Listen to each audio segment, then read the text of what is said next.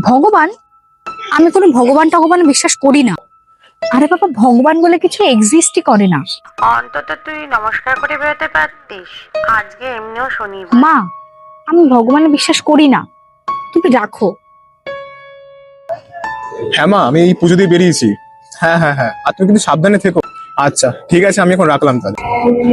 দাদা, এই ঠাকুর ভগবান বলে কিছু হয় না।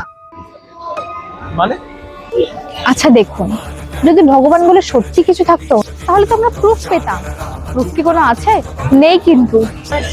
আজকাল ভগবানকে বিশ্বাস করার জন্য মানুষের এখন প্রুফ লাগে। বাহ। এখন যা সামনে থাকে তাও বিশ্বাসযোগ্য না, তাহলে যেটা আমরা দেখছি না তাকে কিভাবে বিশ্বাস করবো?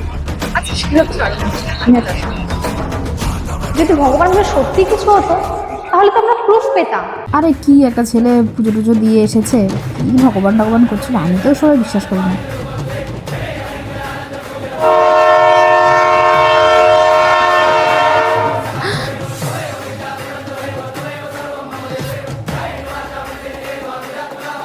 আমি এখানে কিভাবে? কি এবার প্রুফ পেলে তো?